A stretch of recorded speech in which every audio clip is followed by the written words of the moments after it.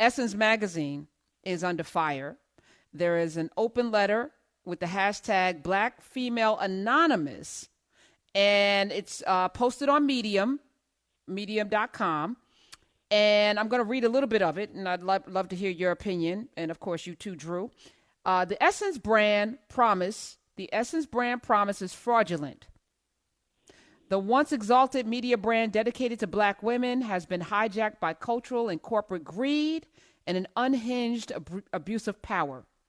Essence celebrated its 50th anniversary last month with supermodel Naomi Campbell on its cover, and this very weekend, the company's massive Essence Festival goes viral in the age of COVID-19 with a performance by Bruno Mars and appearances by Queen Latifah, Don Lemon, and activist Tamika Mallory.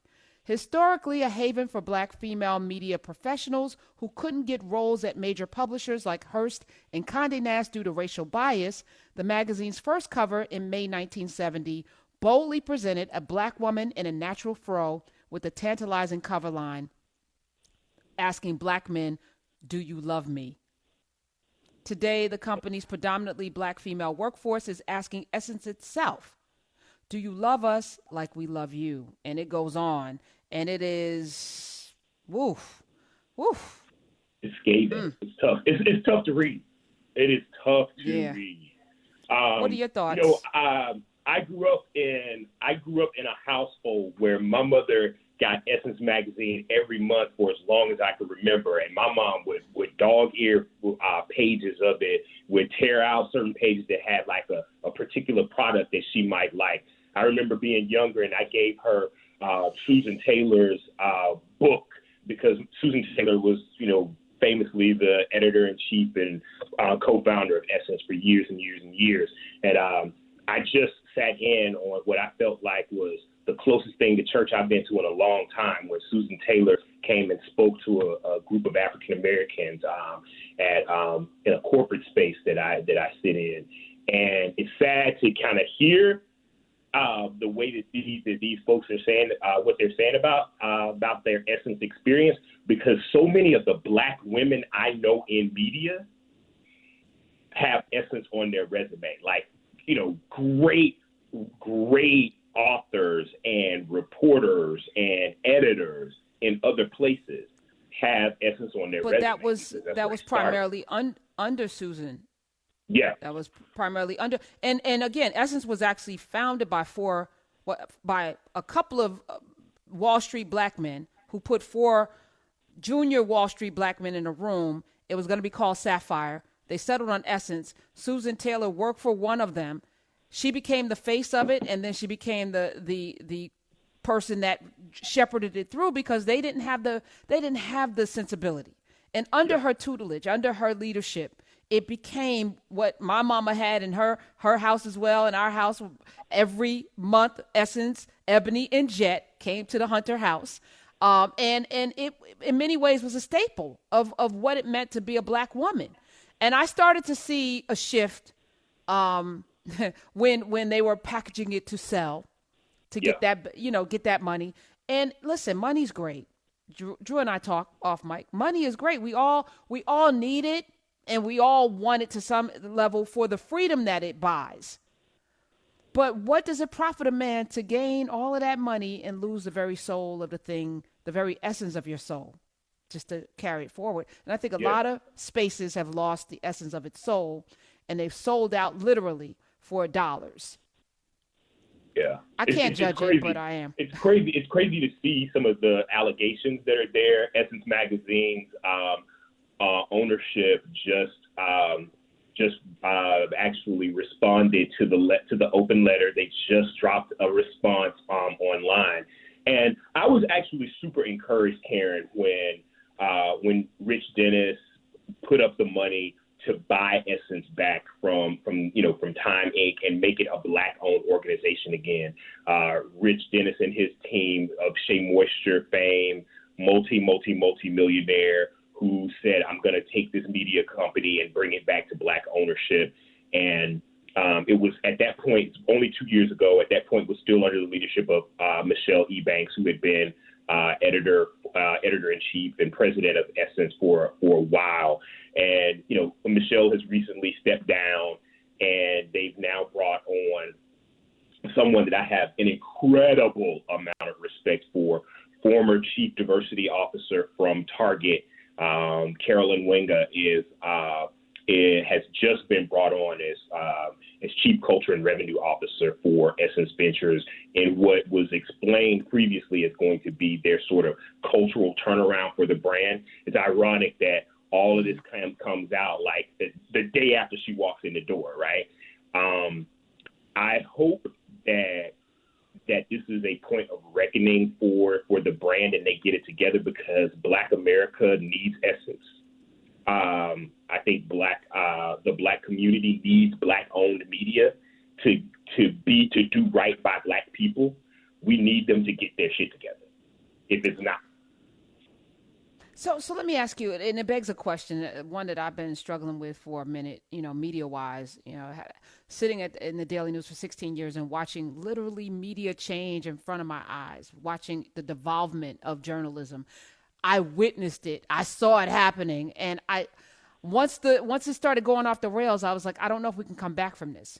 Yeah. The chasing of algorithms, the chasing of eyeballs, the chasing of clicks, the chasing of dollars. Dr. Gray Carr and I had a conversation about Lerone Bennett at the great John at Ebony, and the commitment to excellence that Lerone Bennett had for that magazine in honor of John H. Johnson, and what that meant to the community, and all of the businesses that came up under that very intentional brand that then went, left when he left this earth, because the vision for that could not be kept up, because the pressure was to what? Get the clicks, the algorithms, to the point where even Black Enterprise is no longer a magazine as much as it is a marketing company, or a company that does events. Events company, excuse me.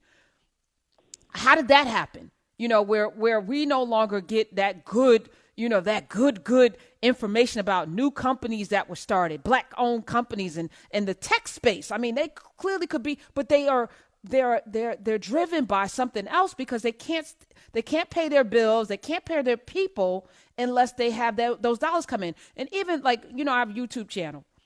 I'm very clear that I'm not there to make money off of YouTube. So you'll see me in the comments blocking and cussing people out, because I don't give a damn about your click, your likes, your algorithms. This is about a culture.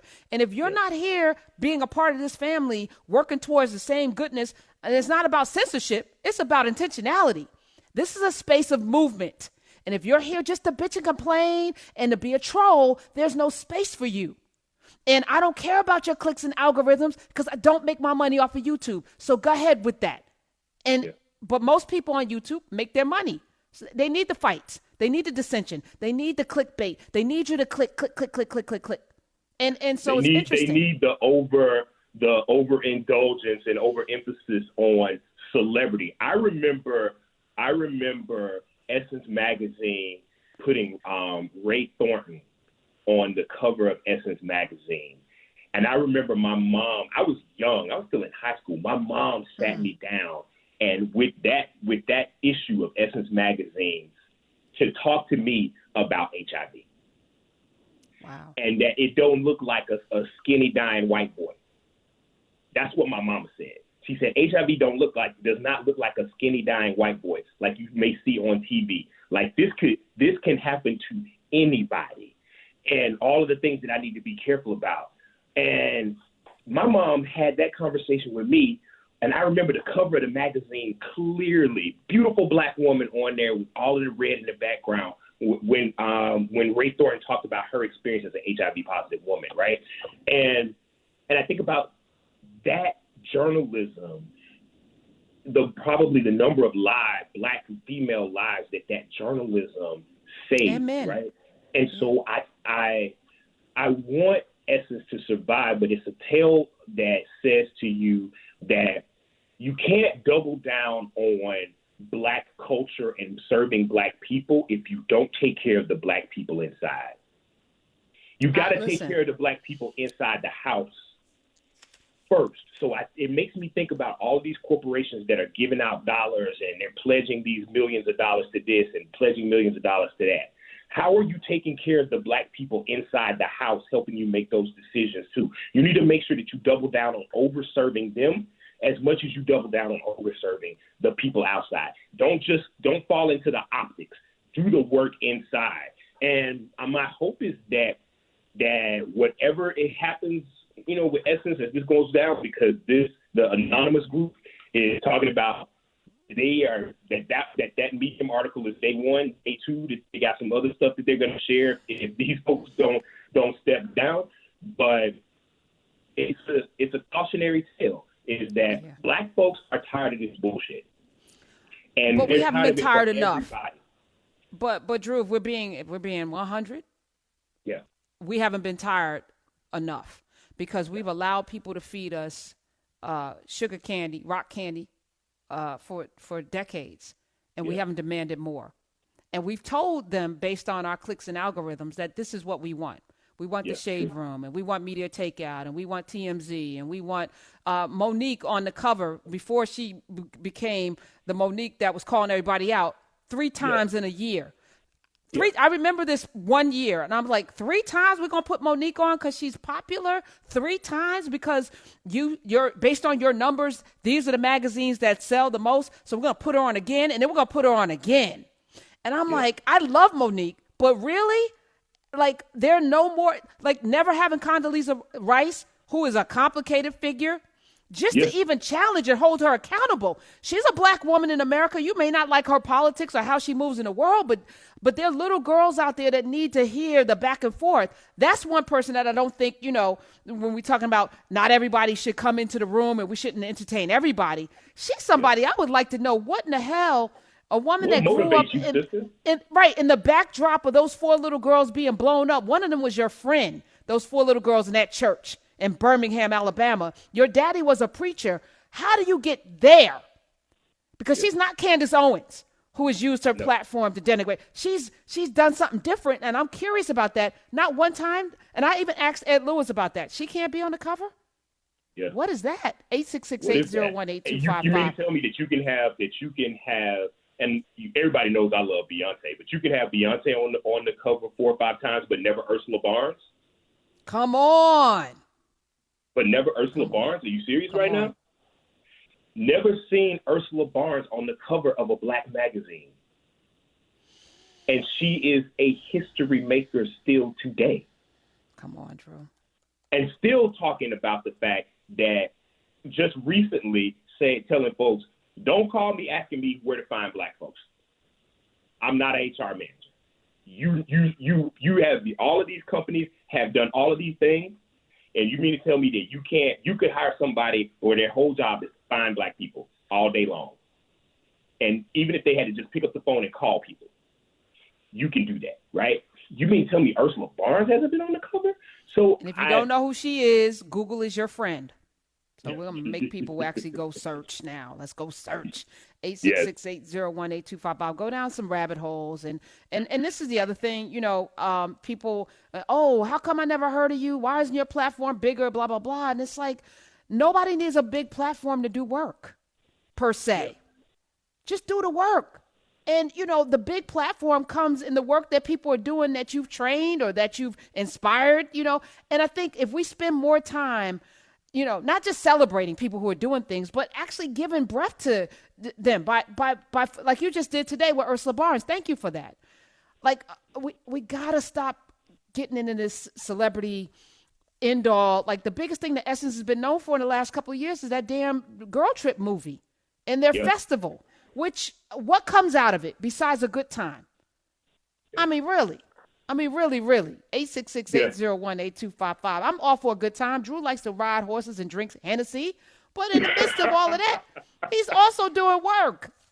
We can do all of these things. One of the most beautiful things Susan Taylor said last week, Karen, and when she said it, she said it and it just resonated with me so much. She said that we will not make this moment a movement unless we learn how to get along with one another. She said black folks need to learn how to get along with each other. You got to get along with black people that didn't grow up like you did, that don't worship like you worship, that don't love like you love. She said black folks, we got to learn how to get along together. And she said And you have to accept that everybody who works can't stand in the light. And I said, whoo. You got to want to do the work even if you don't get the credit. And like I feel like that's a litmus test for a lot of people. Let me tell you, I had a weekend phone call from somebody who was lamenting about why they don't have more attention.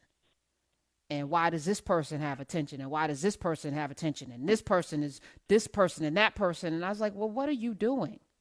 Who gives a F? Who cares? I had to shut it down. Brother, who cares? Are you making a difference and an impact? Then focus on that. That's got to be the joy. That's got to be the thing that motivates you every day. Not that this person, I mean, we could spend 3 hours talking about who shouldn't have a platform. And I only brought up Van Jones to illustrate accountability and people sitting in those spaces talking on our behalf and checking them when they're not talking on our behalf, but talking on their behalf and being able to discern that. Because a lot of us can't discern who really is down for us. Just because you can rattle off a couple of swift, sentences and maybe have a couple of rhymes and you sound good and you make people, doesn't mean that you actually are doing the work. When Jamal Bowman talks about the Reconstruction agenda, I love that, by the way. Yeah, me too. What are you contributing to that? 866-801-8255, and that's got to be the litmus test. The work, the fruit from the tree, we got to be able to see it, and we got to be able to eat from it.